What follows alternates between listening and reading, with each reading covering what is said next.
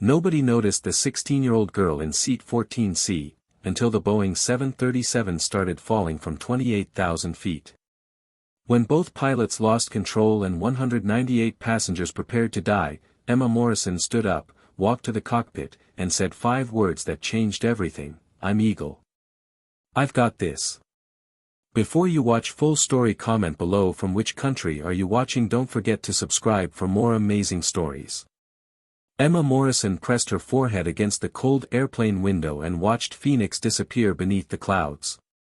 Seat 14C, middle seat, the worst seat on any flight, but she didn't mind. She had her headphones, her calculus homework on her tablet, and 3 hours of silence before landing in Seattle. The businessman in 14B was already deep into his laptop, fingers flying across a spreadsheet. The woman in 14A had her nose buried in a romance novel, a half-empty bottle of water wedged into the seat pocket in front of her. Neither had looked at Emma twice when she'd squeezed past them to her seat. She was just another teenager. Ripped jeans, oversized hoodie, beat-up sneakers. Dark hair pulled back in a messy ponytail. Earbuds in, shutting out the world. Probably visiting family for Thanksgiving break. Probably bored out of her mind. Nobody on Southwest Flight 2638 knew who Emma Morrison really was. Nobody knew that the faded Air Force hoodie she wore had belonged to her mother, Colonel Rachel Valkyrie Morrison, one of the most decorated F-16 fighter pilots in United States Air Force history. Nobody knew that her mother had flown 89 combat missions, earned the Distinguished Flying Cross, and trained dozens of pilots who went on to become squadron leaders and wing commanders. And absolutely nobody knew that from the time Emma was 8 years old until the day her mother died when Emma was 14, Colonel Morrison had secretly, methodically, and completely illegally trained her daughter to fly military aircraft. Emma shifted in her seat, trying to get comfortable, and pulled up her calculus assignment. Derivatives. Chain rule. Stuff that was supposed to be challenging for a high school junior, but after calculating thrust-to-weight ratios and fuel consumption rates in her head since she was 10, calculus felt almost easy. She caught her reflection in the dark screen of her tablet before it lit up. Green eyes, her father's eyes, though she barely remembered him. He died when she was 3, a training accident that her mother never talked about. After that, it had just been the two of them. Rachel and Emma. Valkyrie and her little shadow. The memory hit Emma like it always did, sudden, sharp, stealing her breath. "Mom, why are you teaching me all this?" She'd been 12, sitting in a flight simulator at 0500 hours on a military base where her mother had pulled strings to get them access. The sun wasn't even up yet, and Emma was running through her third emergency landing scenario of the morning. Rachel had leaned against the simulator housing, arms crossed, watching her daughter with those sharp pilot's eyes that missed nothing. "Because you're gifted, Em.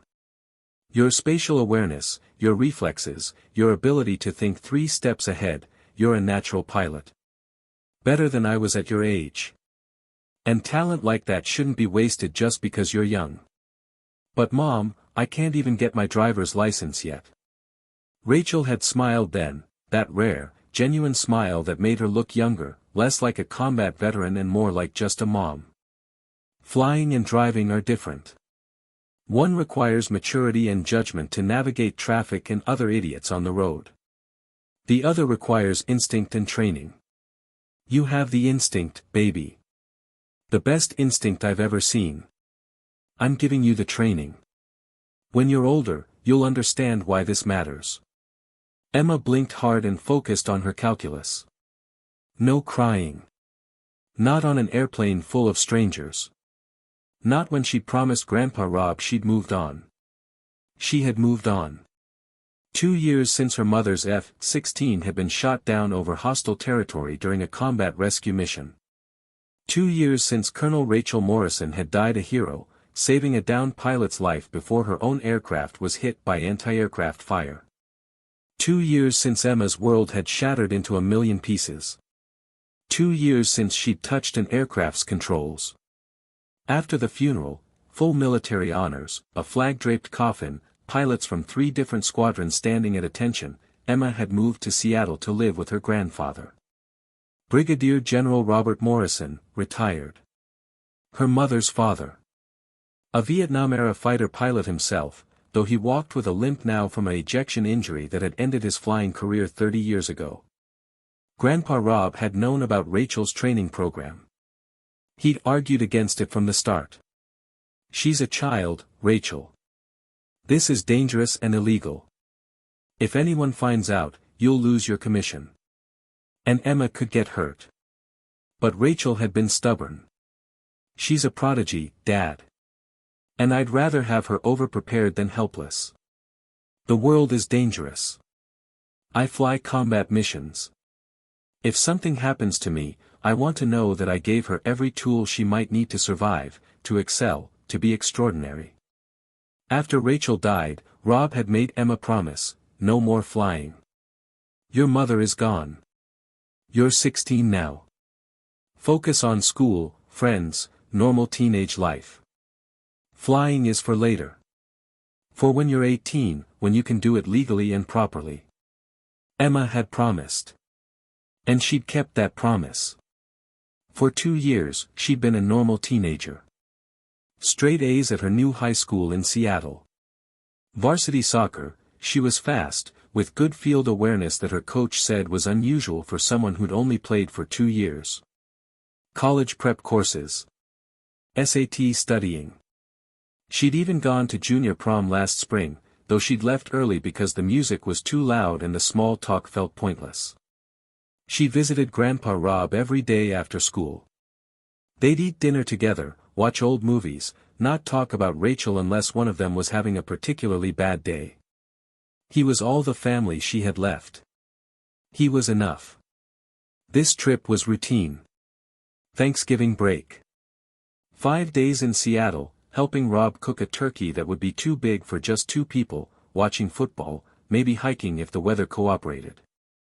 Then back to Phoenix where she lived in her mom's old house, the one Rachel had bought before Emma was born, the one the Air Force death benefits had paid off, the one Emma rattled around in like a ghost. Just a normal trip. Just a normal teenager flying to see her grandfather. Emma turned up her music, something indie, melancholy, perfect for staring out airplane windows, and tried to focus on derivatives. She had no idea that in exactly 8 minutes, nothing would ever be normal again. The sound came first. A bang. Loud, violent, like someone had hit the bottom of the aircraft with a sledgehammer. The whole plane shuddered. Emma's headphones were playing music, but she heard it anyway. Her hands froze on her tablet. Every muscle in her body went rigid. That wasn't turbulence. Her mother's voice, crystal clear in her memory, "You'll know the difference, Em. Turbulence is rough air, bumpy, uncomfortable, but the aircraft moves with it. Mechanical failure sounds different. Feels different. There's an impact, a wrongness, like the aircraft is fighting itself." Around her, passengers gasped. The businessman in 14B looked up from his laptop, confused. The woman in 14A grabbed Emma's armrest, her book falling to the floor. "What was that?" someone behind them said loudly. The shuddering intensified. The overhead bins rattled. Somewhere in the back of the plane, someone screamed. Emma yanked out her earbuds and listened, really listened, the way her mother had taught her. The engine sound was wrong. She could hear it even through the fuselage. One engine was running rough, the pitch too high. And there was a whining noise, hydraulic pump struggling. The captain's voice crackled over the intercom. Professional, controlled, but Emma could hear the tension underneath. "Flight attendants, be seated immediately." That was it. No passenger announcement. No, "We're experiencing some turbulence" or "minor technical issue." Just an order for the flight attendants to strap in. Emma's heart started to pound. That told her everything. The pilots were too busy fighting for control to worry about calming passengers. This was bad. The woman in 14A squeezed Emma's arm. "Is this normal?" This doesn't feel normal. Emma opened her mouth to respond, but the words died in her throat as the aircraft suddenly pitched forward. Not a gentle descent. A dive. Passengers screamed. Bags tumbled from the overhead bins that had popped open. Someone's phone flew through the air, smashing against a window.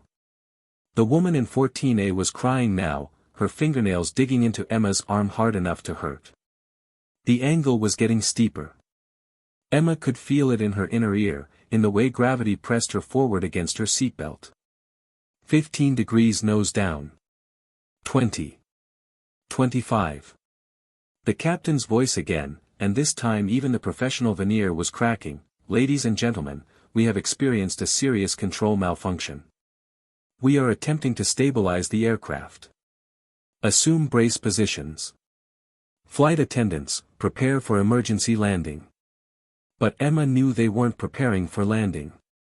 They were preparing to crash. Because the dive angle was too steep. The aircraft's response was too sluggish.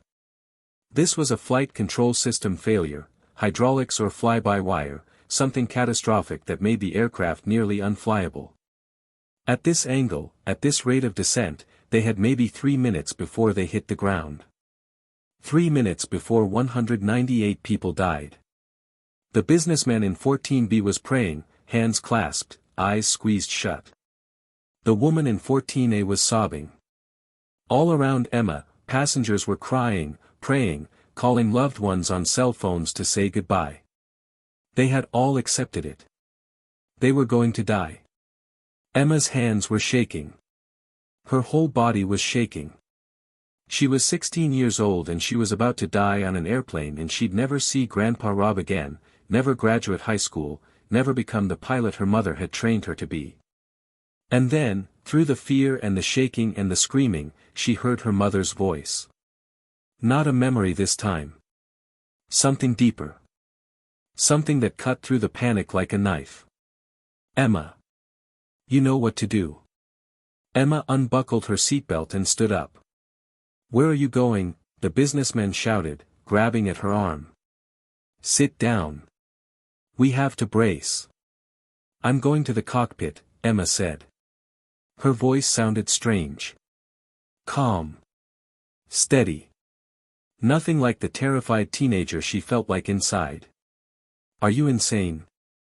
You can't, you're just a kid. But Emma was already moving. She used her soccer-trained balance to navigate the tilting aisle, grabbing seat backs to keep from falling as the aircraft's nose pitched down further. 30 degrees now. They were in a power dive. Altitude alarms had to be screaming in the cockpit. Around her, passengers stared at her like she'd lost her mind. A teenager walking toward the cockpit while everyone else prepared to die. Maybe she had lost her mind. But she couldn't just sit there and do nothing. She reached the front of the cabin where a flight attendant, young guy, maybe mid-20s, name tag reading Marcus, was strapped into the jump seat. His face was white, his hands gripping the armrests so hard his knuckles were bone white. I need to get into the cockpit, Emma said. Marcus stared at her like she was speaking a foreign language. What? No. Absolutely not. Get back to your seat. I'm a pilot. My mother was Colonel Rachel Morrison. She trained me. I can help. That's impossible.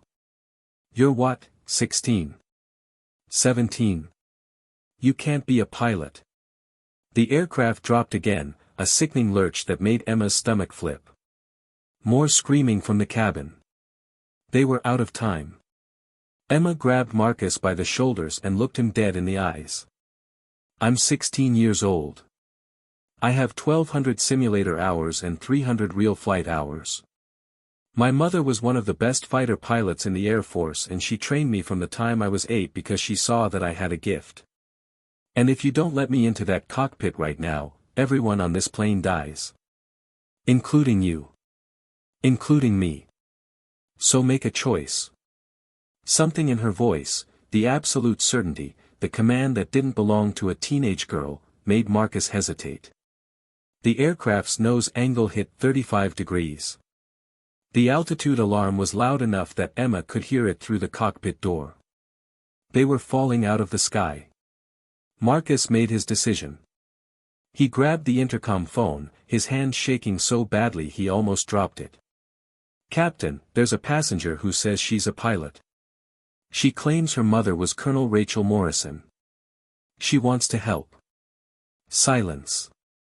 Just the screaming of wind and engines and terrified passengers. Then a voice, rough with desperation, "Send her in. We'll take anyone right now." Marcus practically threw himself out of his seat to unlock the cockpit door. Emma stepped through. Into chaos. The first thing Emma saw was Captain Williams pulling back on the yoke with both hands, muscles straining, sweat pouring down his face and soaking his uniform shirt. He looked like he was trying to bench press a car. The second thing she saw was First Officer Davis working the controls with frantic, jerky movements, his eyes darting between instruments and checklists and the windscreen that showed nothing but clouds and earth spinning closer. "Hydraulics are gone," Davis shouted. "Fly-by-wire is failing. We've got maybe 40% control authority." Emma's eyes went immediately to the instruments. 2 years since she'd been in a cockpit, but her mother's training was burned into her muscle memory. Altimeter, 24,000 feet and dropping fast. Vertical speed indicator, 4,500 feet per minute descent. Way too fast. Attitude indicator, 35 degrees nose down. Airspeed, climbing into the red zone. They were accelerating toward terminal velocity. Engine instruments, number 1 engine temperature climbing, stress from the dive angle forcing it to work too hard. Williams barely glanced at her. "Who the hell are you?" "Emma Morrison. My mother was Colonel Rachel Morrison, F-16 pilot, call sign Valkyrie. She trained me from age 8.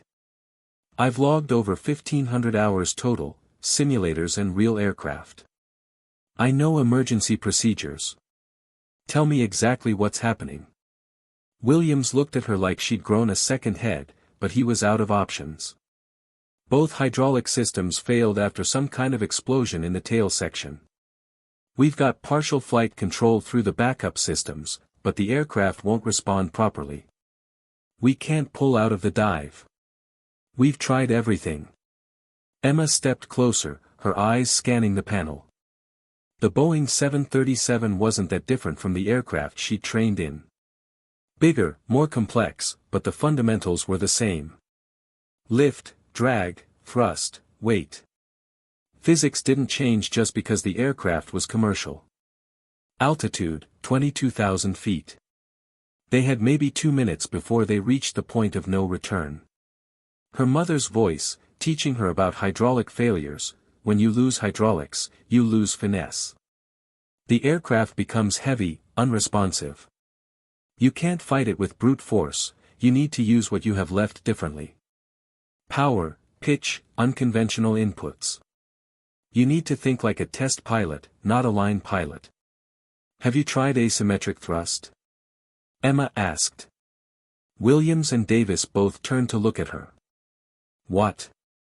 Williams said. "Asymmetric thrust. Use engine power differential to help control pitch. Reduce power on engine 1, increase power on engine 2. It'll create an unbalanced thrust vector that can help pitch the nose up when your elevators aren't responding." Davis's eyes went wide. That's insane. That could make it worse. We could lose control entirely." "You've already lost control," Emma said. Her voice was steady, but her heart was hammering so hard she thought it might break through her ribs. "You're in an unrecoverable dive with failed hydraulics. Conventional procedures aren't working. You need unconventional procedures." "How do you know about asymmetric thrust?" Williams demanded. "That's not in any commercial aviation manual. It's a combat recovery technique. My mom taught me. She used it once when she lost hydraulics over Afghanistan. She brought her F-16 back on one engine and asymmetric thrust. It works when conventional controls fail. Altitude, 20,000 feet. William stared at Emma for one long second. She could see the calculation in his eyes. Trust this crazy teenager who claimed to be a pilot, or keep doing what wasn't working and die.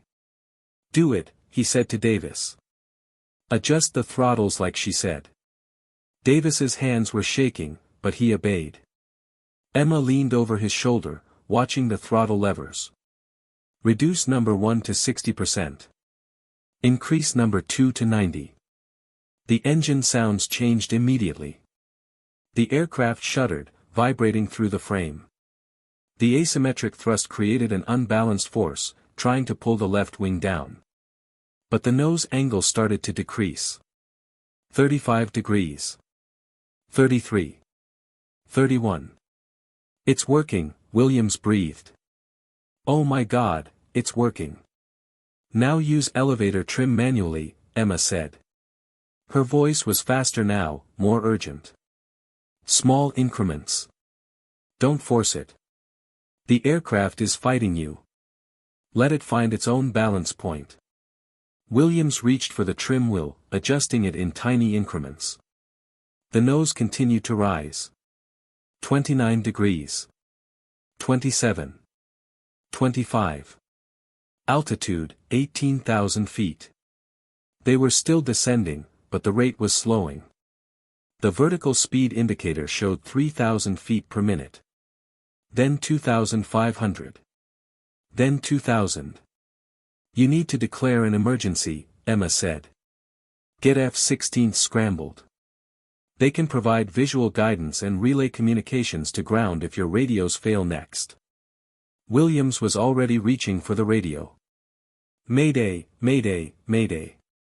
Southwest 2638, catastrophic flight control failure, attempting recovery with passenger assistance. He paused, looked at Emma. What's your call sign? Emma hesitated. She hadn't said it out loud in 2 years. Her mother had given it to her during a simulator session when Emma was 12. They'd been running emergency scenarios all morning, and Emma had just executed a perfect dead-stick landing after a simulated double-engine failure. Rachel had pulled off her headset and looked at her daughter with something like awe in her eyes. You see problems 3 steps ahead, just like an eagle sees prey from miles away. You don't react, you anticipate. From now on, you're Eagle. Emma had worn that call sign like armor. Eagle. Sharp-eyed. Swift. Deadly accurate. But when Rachel died, Emma had buried Eagle along with Valkyrie. No more flying.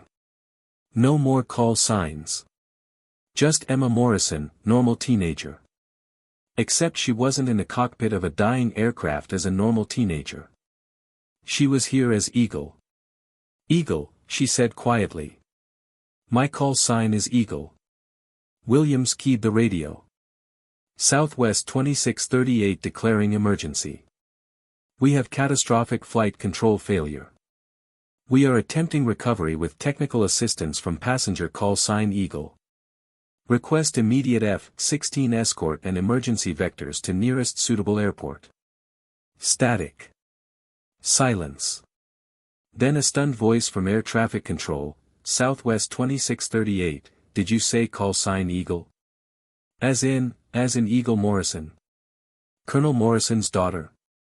Before Emma could answer, a different voice cut in, military, sharp, professional, and shocked. Southwest 2638, this is Viper lead out of Portland Air National Guard. Confirm, is that Emma Morrison? Is that Valkyrie's daughter? Emma's hands were shaking now. She gripped the back of the first officer's seat to steady herself. Confirmed, Viper lead. This is Eagle. A pause. Then the military pilot's voice came back, rough with emotion, Eagle, Viper lead copies. Your mother trained half our squadron. We're scrambling now. Help is coming. What do you need? Emma closed her eyes for just a second. Her mother had trained these pilots. They knew Valkyrie. They knew what she could do. And now they were about to find out what Valkyrie's daughter could do. Viper lead, I need you to contact Brigadier General Robert Morrison, retired. Tell him his granddaughter is flying. Tell him. Her voice cracked. Tell him Mom's training mattered. Eagle, will relay that message. Stand by. Altitude, 15,000 feet. The aircraft was mostly level now, though still descending. Williams and Davis were working the controls with Emma coaching every adjustment. Airspeed is still too high, Emma said. We need to deploy speed brakes, but carefully. If the hydraulics are compromised, they might deploy asymmetrically. Speed brakes armed, Davis said. Deploying slowly. The aircraft shuddered as the speed brakes extended. The airspeed started to decrease. 310 knots. 300, 290. And then a new voice came over the radio. Older. Shaking with emotion. Emma would know that voice anywhere. Emma, this is Grandpa Rob. I'm at the Portland Air National Guard base monitoring emergency channels. I heard everything. Sweetheart, I know you can do this. Your mother trained you for exactly this moment. Emma felt tears streaming down her face, but she didn't wipe them away. Her hand stayed on the back of Davis's seat, her eyes on the instruments. Grandpa, I'm scared, she whispered. I know, baby. But you're also the best natural pilot I've ever seen. Better than me. Better than your mom at your age. You've got this. Bring them home, Eagle. Show the world what Valkyrie's daughter can do. Williams looked at Emma, really looked at her for the first time. Saw the tears on her face, the terror in her eyes that she was trying so hard to hide. Saw the teenage girl trying to save 198 people. How old are you? He asked softly. 16, Emma whispered. I'm 16. Williams nodded slowly. Then he said, Eagle, I'm handing you the observer controls. Talk me through this. Every step. I'll do what you say. You're the pilot now. For the next 23 minutes, Emma Morrison guided the recovery of Southwest Flight 2638. She talked Williams and Davis through control inputs that her mother had drilled into her during hundreds of simulator sessions. Unconventional inputs that civilian pilots would never learn, combat techniques adapted for a crippled commercial aircraft. Reduce number 2 engine to 70%. Increase number 1 to 85. We need to compensate for the asymmetric drag from the deployed speed brakes. Adjust trim will 3 clicks forward. Not 4, 3. Let the aircraft tell you what it needs. Watch your altitude. We're descending through 12,000. We need to level off at 10. Calculate your descent rate, you need to start the flare now, not in 30 seconds. Williams followed every instruction without question. He'd been a commercial pilot for 18 years, had landed aircraft in thunderstorms and crosswinds and emergencies, but he'd never seen anything like this. This teenage girl was reading the aircraft like it was speaking to her. The F-16s arrived at 12,000 feet. Emma felt it before she saw them, the slight turbulence from their jet wash, the shadow that flickered across the windscreen. She looked up and there they were, 2 F-16 Fighting Falcons sliding into formation on either side of the crippled Boeing 737. Eagle, this is Viper lead. We have visual. You're holding 12,000 feet, wings mostly level, slight right bank. You're doing incredible work. Emma's voice was hoarse from talking non-stop for 20 minutes. Thanks, Viper lead. We need vectors to nearest suitable airport with longest runway and full emergency response capability. Portland International. 42 miles ahead, bearing 350. Runway 10L, 11,000 feet. We're clearing all traffic. You'll have the whole airport. 42 miles. Maybe 15 minutes at their current speed. Emma did the math in her head, fuel remaining, descent rate, approach angle, landing configuration. Her mother had drilled emergency landing calculations into her until she could do them faster than a computer. Viper lead, we're going to need a long final approach. Our control authority is limited. I can't guarantee we can make any turns sharper than 5 degrees per minute. Understood, Eagle. We're coordinating with Portland approach. They're giving you a 30-mile straight-in approach. No turns, no complications. Just point it at the runway and bring it down. The pilot in the left F-16, Viper lead, moved closer. Emma could see him through the canopy. He raised one hand, gave her a thumbs up. She raised her hand back. Tried to smile. Couldn't quite manage it. Eagle, Viper 2 here. I flew with your mom in Afghanistan. She saved my life once when I took ground fire and lost half my tail.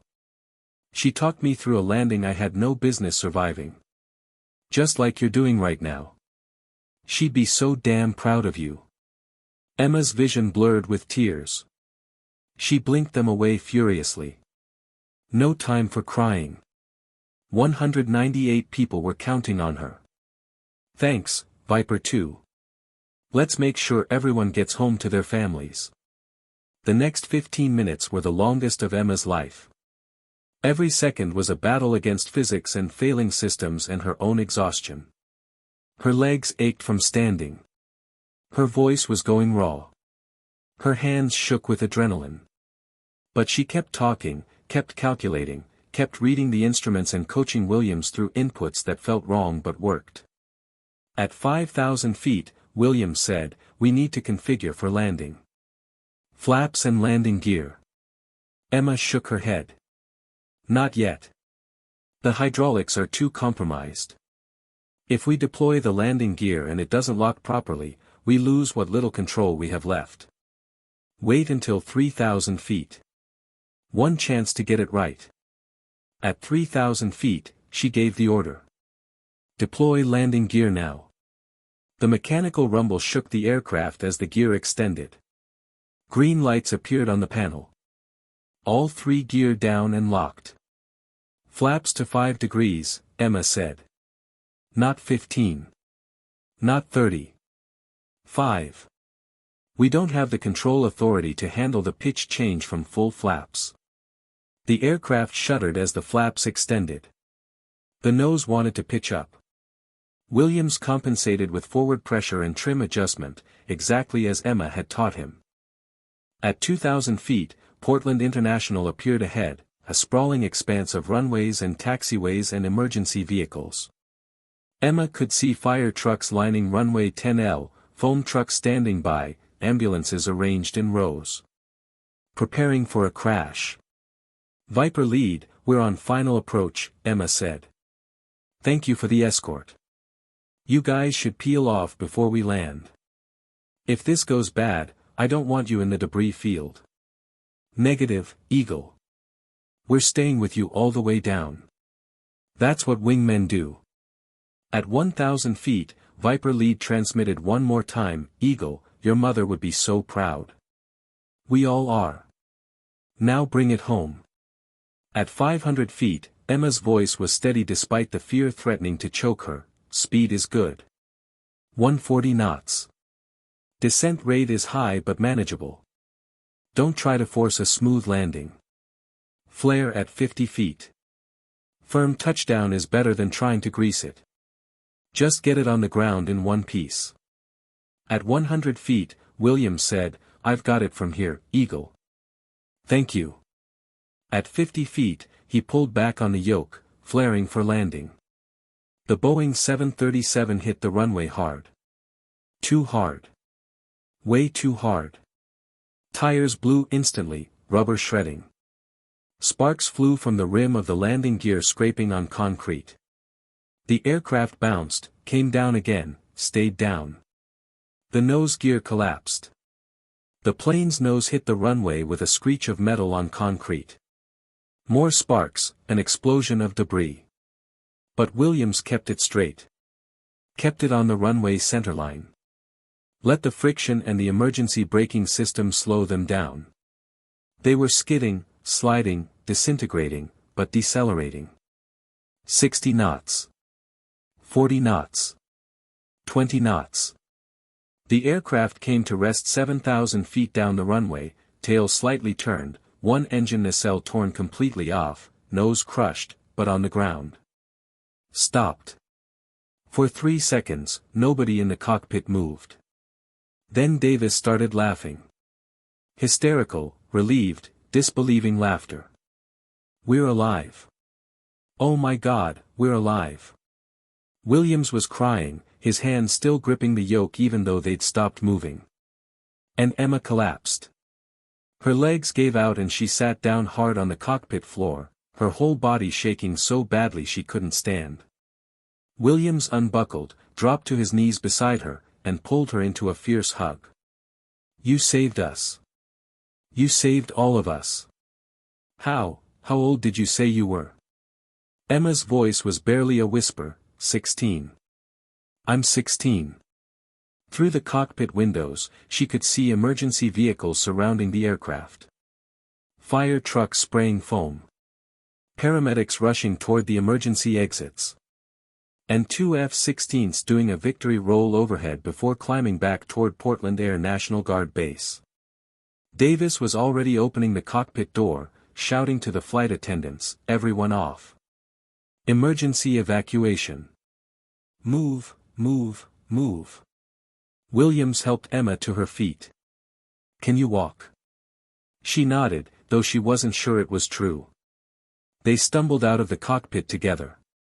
The cabin was chaos, passengers crying, hugging each other, trying to get to the emergency exits. Marcus the flight attendant saw Emma and pointed at her, shouting to passengers, "That's her.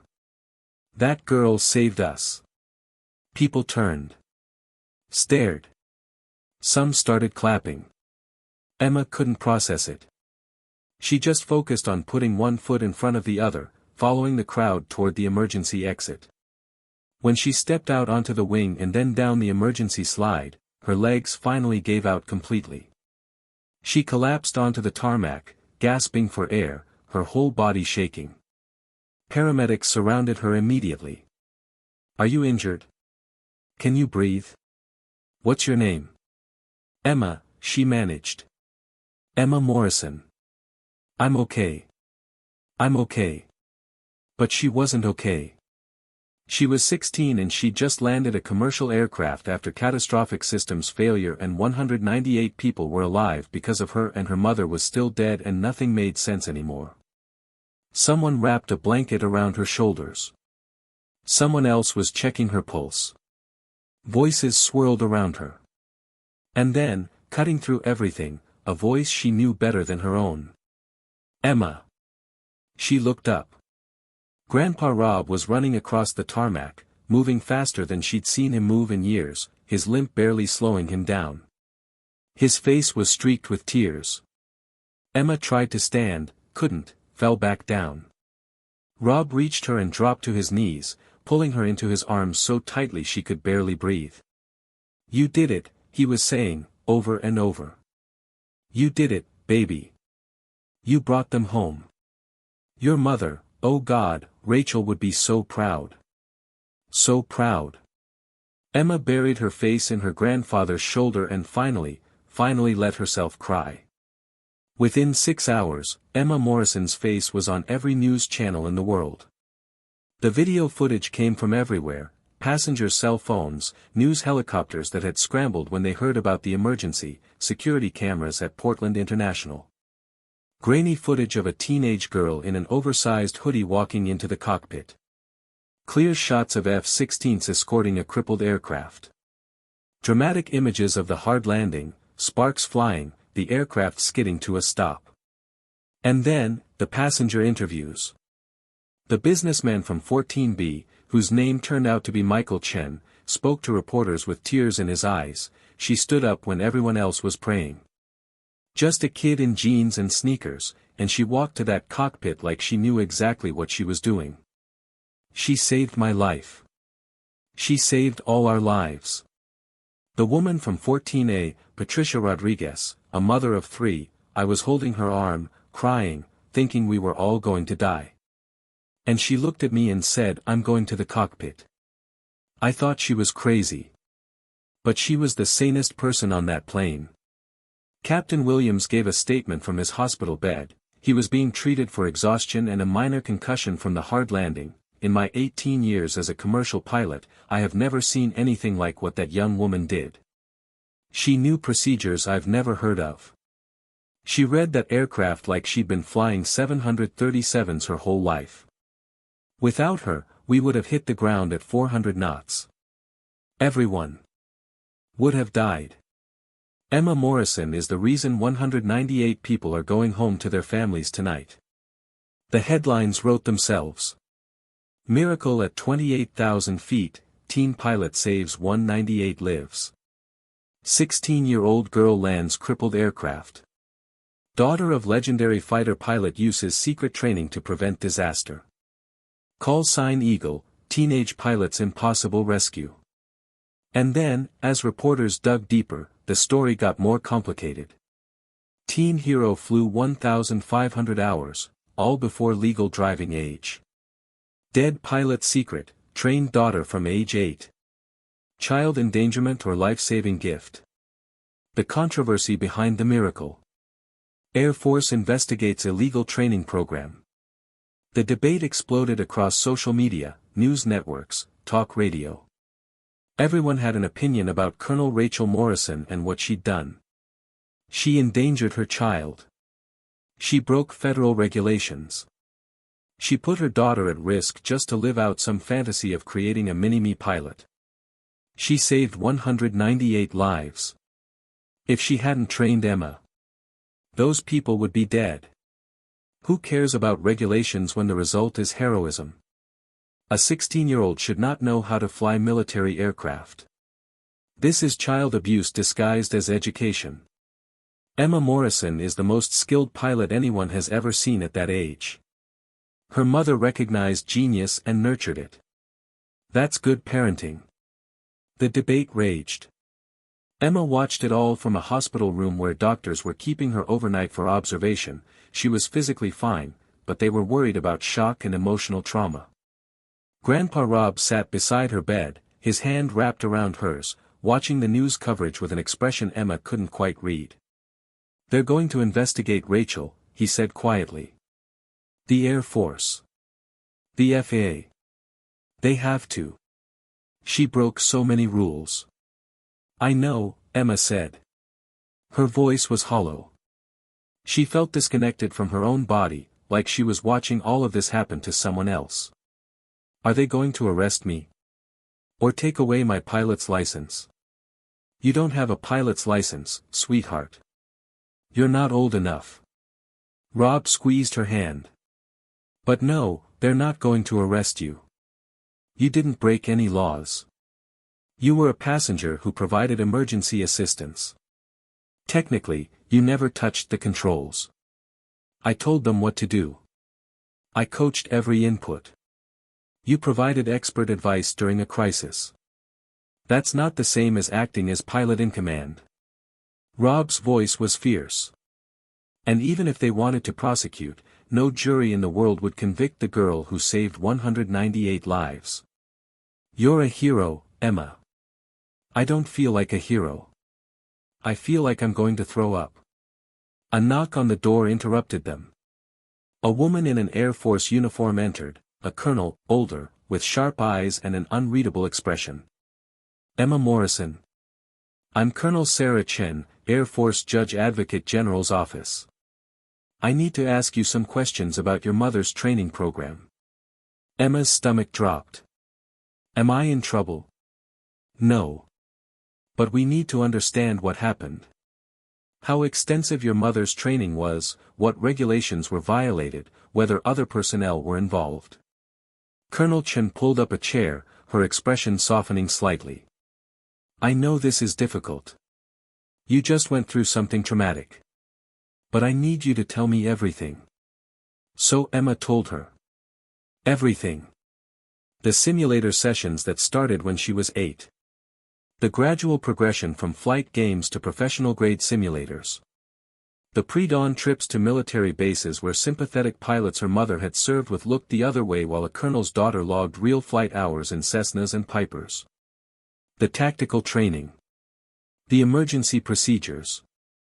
The combat maneuvers.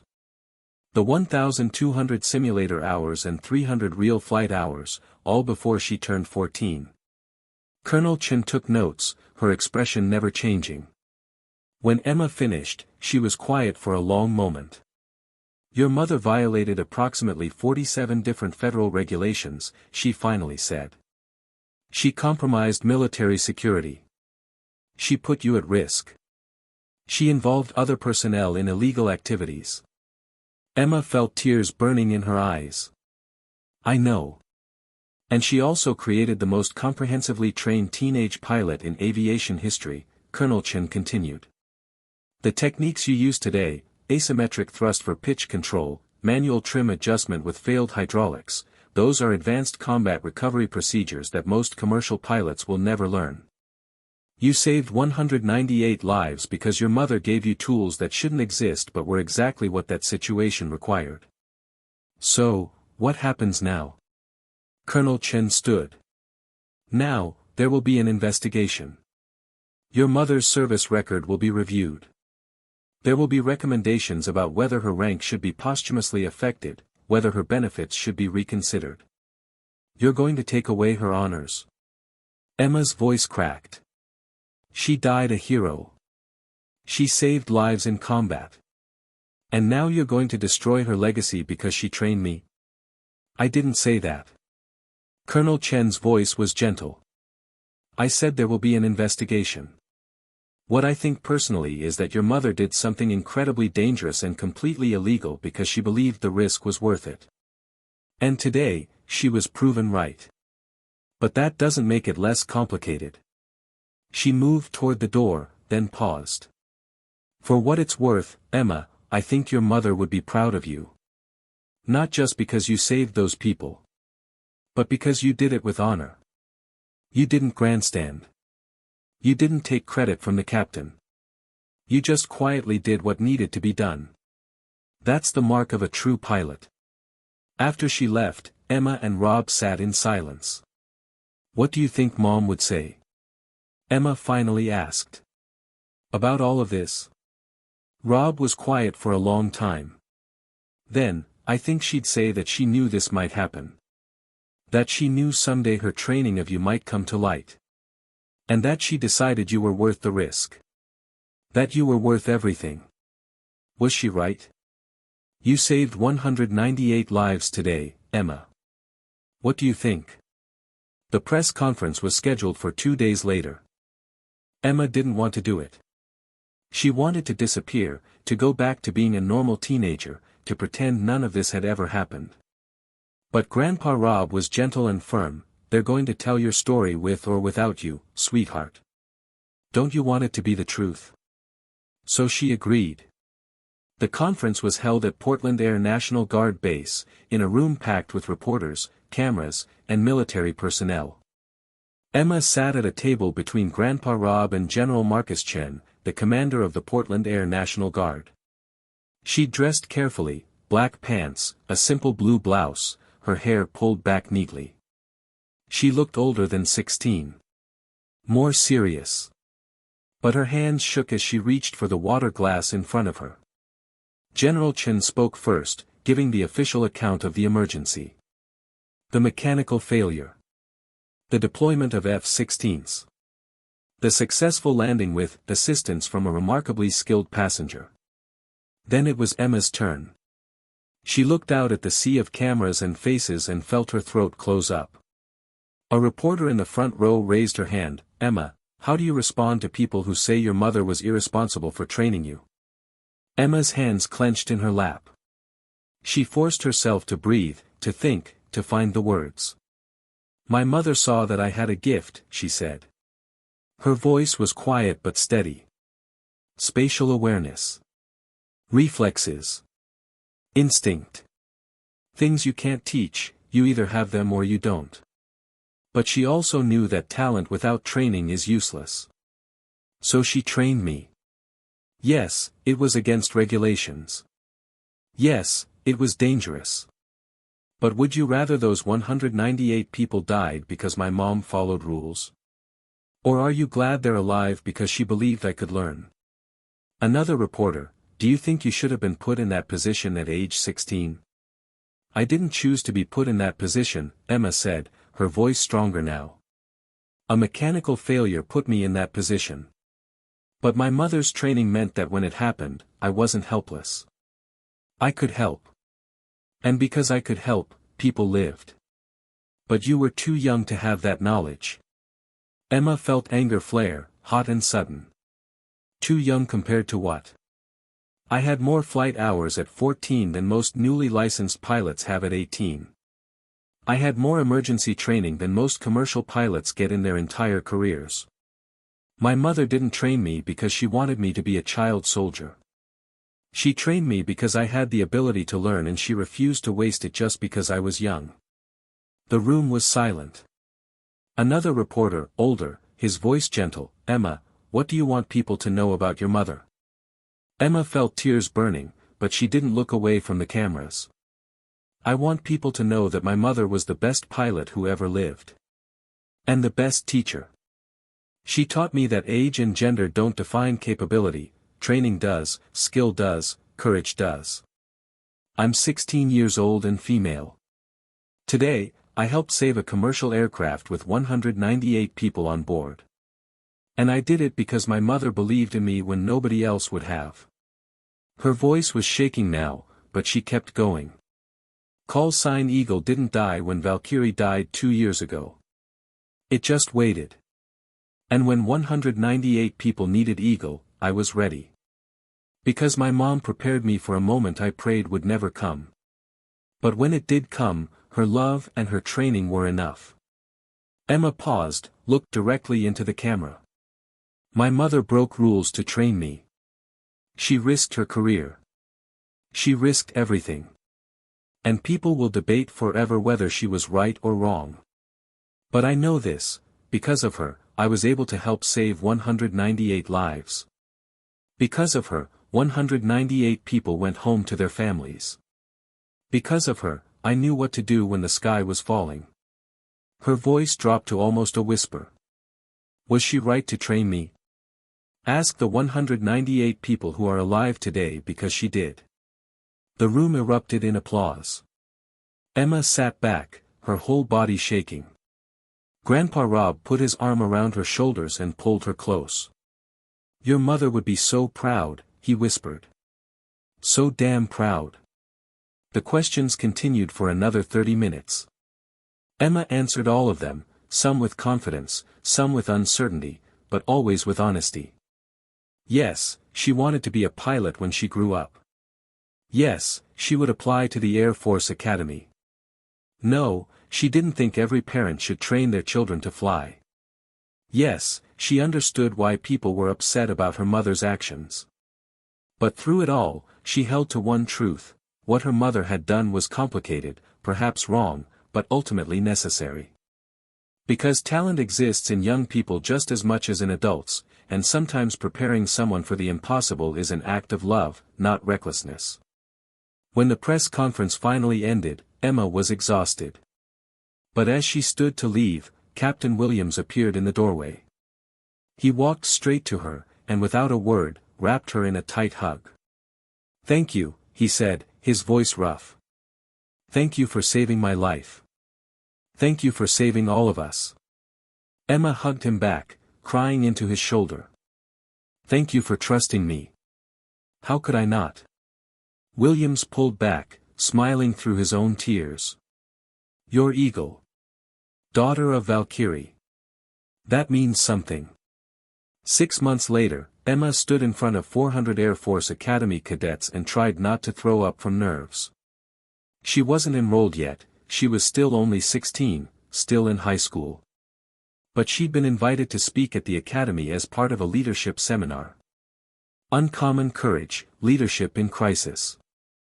Grandpa Rob sat in the front row, beaming with pride. Emma took a deep breath and began. I'm Emma Morrison, call sign Eagle. I'm 16 years old. I still can't vote.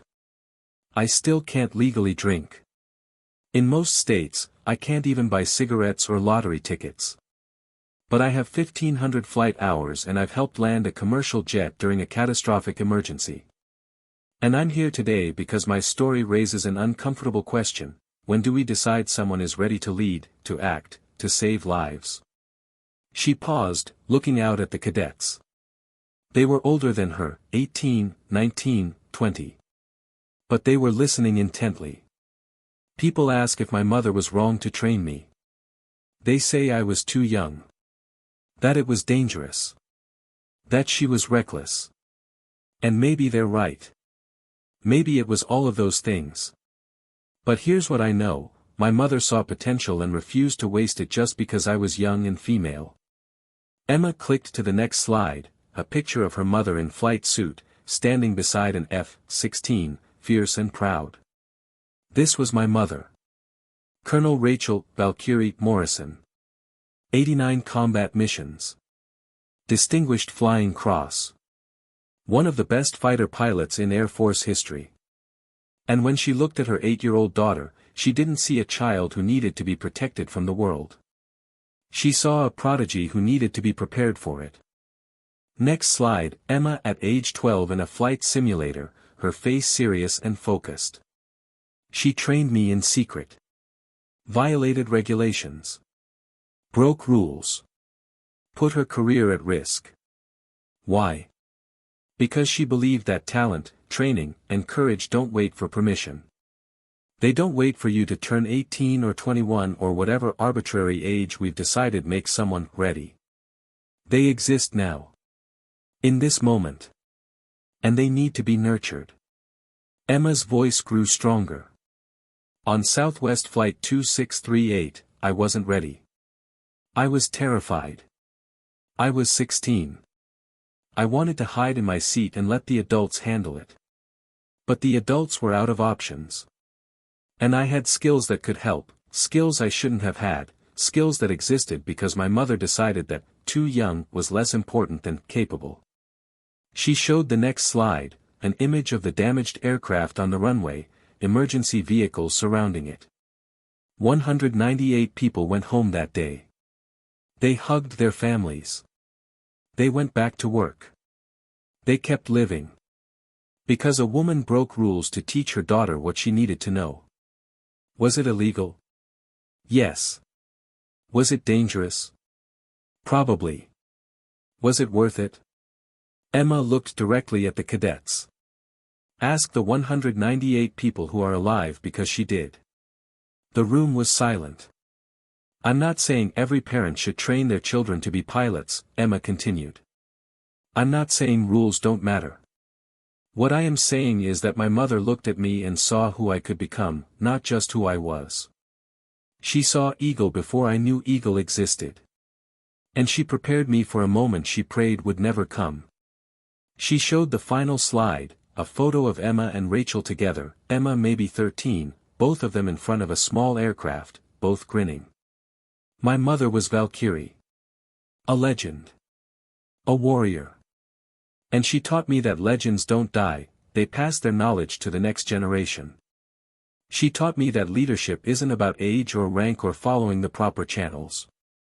It's about being ready when the moment comes. It's about having the skills, the courage, and the will to act when action is needed. Emma's voice dropped, became more personal. In 2 years, I'll apply to this academy. I'll become a pilot. The best pilot I can be. Just like my mom. And when I do, I'll carry her call sign with honor. Not because she trained me illegally, but because she loved me enough to prepare me for moments I couldn't imagine. Because she refused to let talent go to waste just because the person who had it was young and female. She paused, then finished. Valkyrie's legacy doesn't live in medals or records or history books. It lives in me. In every adjustment I coached on that flight.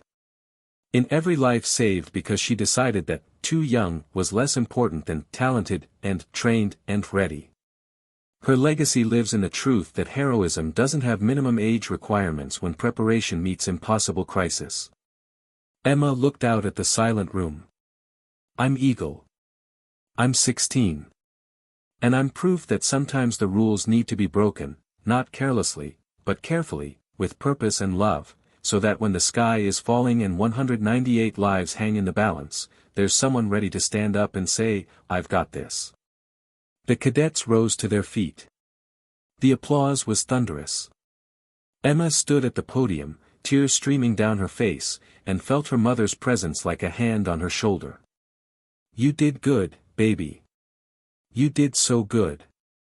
After the speech, dozens of cadets lined up to talk to Emma, to shake her hand, to tell her that her mother sounded like an incredible person. One cadet, a young woman named Sarah, hung back until the crowd cleared. Then she approached Emma quietly. My dad is a fighter pilot, she said. He's been deployed most of my life. And last year, he started teaching me to fly. Not officially. Just, taking me up in his plane, showing me things. I'm 17. I have maybe 50 hours. She looked at Emma with desperate hope. Did I hear you right? Is it okay that he's teaching me? Emma thought about it carefully. About regulations and safety and all the reasons her mother's training had been controversial. Then she thought about 198 lives saved. I think, Emma said slowly, that if you have the talent and the passion and the discipline, and if your dad is teaching you safely and responsibly, then you're lucky. Because most people never get the chance to learn from someone who believes in them that much. Sarah's eyes filled with tears. Thank you. Everyone acts like we're doing something wrong. But it doesn't feel wrong. It feels like he's giving me a gift. That's exactly what it is, Emma said. A gift. Use it wisely. After Sarah left, Grandpa Rob came up and hugged Emma. Your mother would have loved this, he said. Seeing you speak here. Seeing you own your story. Do you think she was right, Grandpa? Really? Rob thought about it for a long moment. I think your mother made a choice that could have gone terribly wrong. She put you at risk. She broke laws. She did things that could have destroyed her career and put you in danger. But she also gave you skills that saved 198 lives. So was she right? He smiled sadly. I think she was both reckless and right. And I think that's what love sometimes looks like, being willing to risk everything to give your child every possible chance to be extraordinary. And sweetheart, you are extraordinary. Emma leaned into her grandfather's embrace and let herself feel, just for a moment, the full weight of everything that had happened. 6 months ago, she'd been a normal teenager. Now, she was famous. A hero. A controversy. A symbol. But underneath all of that, she was still just Emma. A girl who missed her mother. A girl trying to figure out who she was and who she wanted to become. Grandpa? Yeah, sweetheart. I want to fly again. Not just coach someone else. I want to actually fly. Rob pulled back, looked at her seriously. You sure? After everything that happened? I'm sure. Mom didn't train me just to use it once. She trained me because she wanted me to be a pilot. A real pilot. And I think I want that too. Rob smiled. Then we'll make it happen. Properly this time. Legal certifications, official training, the whole thing. But Emma, you've already proven you're a pilot. The best I've ever seen. Even better than Mom. At 16. Yeah. Even better than your mom. And she would be thrilled about that. Emma smiled through her tears. Call sign Eagle. Call sign Eagle, Rob agreed. Now and always. Emma Morrison, 18 years old, stood in the acceptance office at the United States Air Force Academy and stared at the envelope in her hands. She'd applied 6 months ago. Submitted her transcripts, perfect 4.0 GPA. Her SAT scores, 1580. Her athletic records, varsity soccer, track and field. Her essay about leadership and crisis management. And her flight hours. Now up to 2,000 total, every single one logged legally and properly over the past 2 years as she'd earned her private pilot license, then her commercial license, then her instrument rating. The youngest fully licensed commercial pilot in the country. But it was the recommendation letters that Emma thought had probably made the difference. One from Captain Williams: Emma Morrison saved my life and the lives of 197 other people. She has demonstrated leadership, skill, and courage beyond anything I have seen in my 18 years as a pilot. The Air Force would be lucky to have her. One from General Marcus Chen: I have observed Emma Morrison's growth over the past 2 years. She is mature, disciplined, and possesses natural piloting ability that cannot be taught. She will be an outstanding officer and pilot. And one from Brigadier General Robert Morrison, her grandfather: my granddaughter is the best pilot I have ever known. She is also honorable, compassionate, and committed to service. Her mother would be proud. I am proud. The Air Force will be proud. Now, holding the envelope, Emma's hands were shaking. Grandpa Rob stood beside her. Open it, sweetheart. Emma tore open the envelope and unfolded the letter. Dear Ms. Morrison. On behalf of the United States Air Force Academy, I am pleased to inform you that you have been selected for admission to the class of 2028. She didn't read the rest. She just turned to her grandfather and whispered, I got in. Rob pulled her into a fierce hug, both of them crying. Your mother would be so proud, he said. So incredibly proud. Emma looked down at the acceptance letter through her tears. At the bottom, someone had written a handwritten note. Welcome to the Academy, Emma Eagle Morrison. Your mother's legacy lives on in you. We can't wait to see you fly. 4 years later, Emma would graduate top of her class. She would earn her wings. She would be assigned to an F-16 squadron, the same squadron her mother had once commanded. And on her first solo flight as a fully qualified fighter pilot, she would take her F-16 up to 30,000 feet, level off, and speak into the radio. Tower, this is Eagle. Valkyrie's daughter. I've got the sky. And from the ground, her grandfather would listen and smile, knowing that Rachel Morrison's gift to her daughter, the dangerous, illegal, absolutely necessary gift of training and belief and preparation, had become exactly what Rachel had always intended it to be. Not a burden. Not a controversy. But a legacy of courage that proved talent, training, and love can save lives at any age, when you're brave enough to believe that some daughters are born to fly, and some mothers are wise enough to give them wings.